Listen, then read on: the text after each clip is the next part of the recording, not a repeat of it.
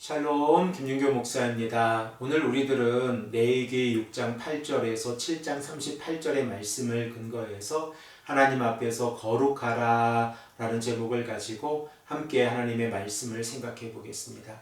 우리들은 레위기 1장에서 6장 7절의 말씀을 통하여 5가지 제사 제도에 관하여 생각을 해 보았습니다. 특별히 번제에서 시작이 되어져서 소제, 화목제, 속제제, 속건제에 관하여 생각을 해 보았는데, 하나님께서 이스라엘 백성들이 어떠한 경우에 어떠한 제물을 사용해서 하나님 앞에서 제사를 드려야 하는지를 말씀하고 계십니다.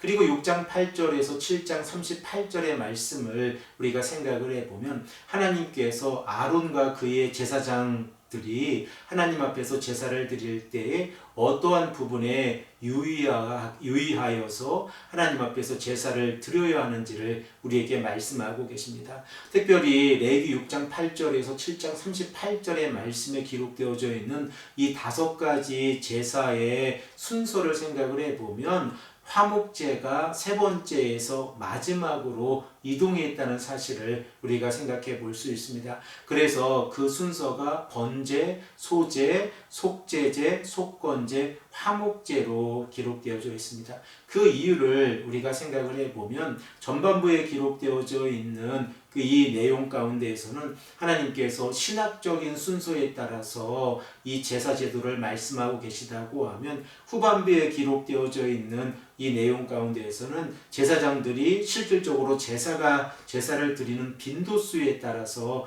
기록을 하고 계시다는 사실을 우리가 깨닫게 되었습니다. 그러면 조금 더 구체적으로 레위기 1장 1절에서 6장 7절에 기록되어져 있는 5가지 제사 제도와 6장 8절에서 7장 38절에 기록되어져 있는 이 5가지 제사 제도의 이 차이점은 무엇입니까? 먼저 우리가 생각을 해 볼 수 있는 것은, 이 전반부에서는 하나님께서 이스라엘 백성들에게 제사를 어떻게 드려야 하는지를 말씀하고 계시다고 하면, 후반부에서는 아론과 그의 제사장들이 하나님 앞에서 어떠한 방법으로 제사를 드려야 하는지를 말씀하고 계시다는 사실을 우리가 생각해 볼 수 있습니다. 그래서 제사장들은 어떠한 절차를 가지고 하나님 앞에서 제사를 드려야 하고, 제물의 어떤 부분을 번제단에서 하나님 앞에서 번제로 드려야 하고, 제물 중에 어떠한 부분들을 자신들이 먹을 수 있고 자신들의 동료와 또는 친척들이 함께 먹을 수 있는지를 구체적으로 알고 있어야 한다는 사실을 우리가 깨닫게 되어집니다. 그러면 레위기 6장 8절에서 7장 38절에 기록되어져 있는 이 5가지 제사 제도를 가지고 우리가 어떠한 특징들을 찾아볼 수 있습니까? 먼저 번제에 관하여 우리가 생각을 해보면, 제사장들은 하나님 앞에서 번제를 드릴 때에 번제단의 불을 결코 꺼뜨리지 말아야 합니다. 또한 제사장들은 제사를 드리지 않고 제단을 청소할 때도 자신의 하체가 드러나지 아니하도록 하나님 앞에서 거룩을 유지해야 한다는 사실을 우리가 깨닫게 되었습니다. 소제의 경우를 우리가 생각을 해보면, 제사장들은 소제로 드려진 이 제물들 가운데에서 어떠한 부분을 먹을 수 있고 어떠한 부분을 먹을 수 없는지에 관하여 구분해서 알고 있어야 합니다. 그리고 또한 소제의 경우 번제에 이어서 하나님께 드려지는 제사 제도이므로 해막들 거룩한 곳에서 제물을 먹어야 한다는 사실도 강조되어져 있습니다. 그리고 제사장이 자신을 위해서 소제를 드릴 경우에는 이 소제의 제물을 먹을 수 없다고 하는 사실 또한 강조되어져 있습니다.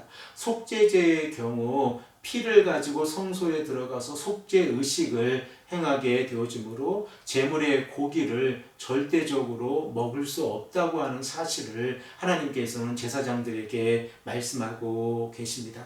그리고 성소에서 피는 정결의 목적으로 사용이 되어진다는 사실 또한 강조되어지고 있습니다. 그리고 속건제의 경우에서는 제사장들에게 돌아가는 부분이 어떠한 부분인지를 언급하고 있습니다. 그리고 마지막으로 화목제의 경우에는 유일하게 일반 백성들이 제물을 먹을 수 있도록 허락이 되어져 있는 제사 제도라는 것을 우리가 알고 있는데, 제물은 대부분 예배자들에게 되돌려지게 되어지고, 예배자들은 이 제물을 자신의 가족과 친척들과 함께 먹을 수 있습니다. 그러므로 제사장들은 하나님 앞에서 드려진 이 화목 제물을 누가 언제 이 거룩한 식사에 참여할 수 있는지에 대해서 꼭 기억하고 있어야 합니다. 특별히 우리가 기억해야 하는 것은 부정한 자는 화목제물을 먹을 수 없다고 하는 사실을 기억해야 합니다.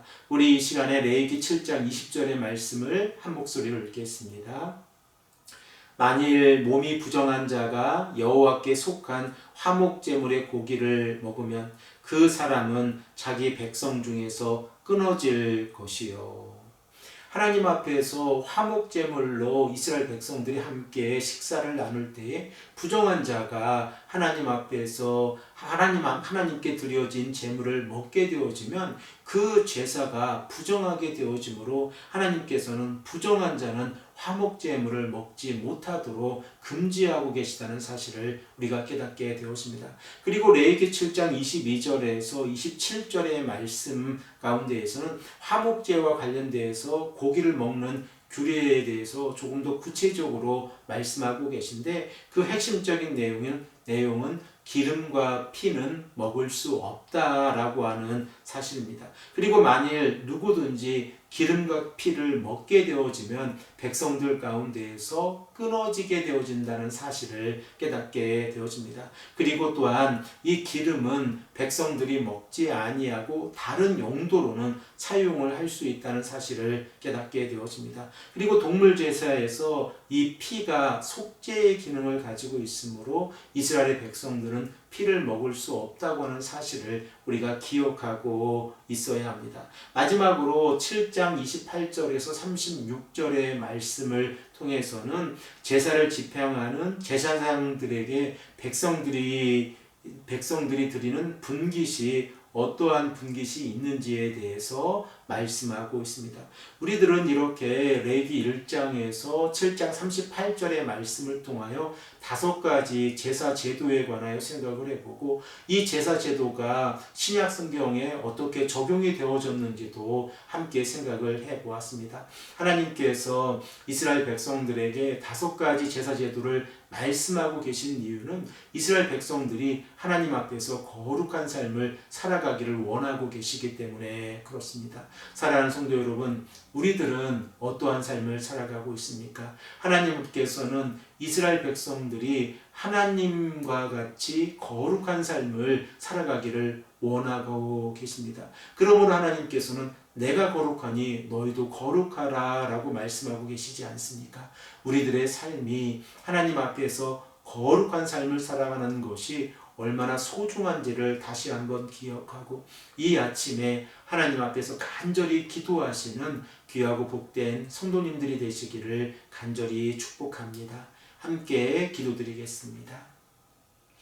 아버지 하나님, 감사합니다. 오늘도 우리에게 말씀하셔서 하나님 앞에서 거룩한 삶을 살아갈 수 있도록 우리가 우리 자신의 모습을 바라보고 하나님 앞에서 올바르게 살아갈 수 있도록 인도해 주시니 감사합니다.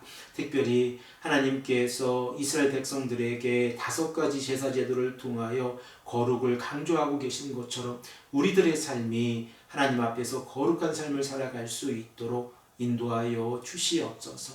감사드리오며 사랑이 많으신 예수 그리스도의 이름으로 간절히 기도합니다. 아멘.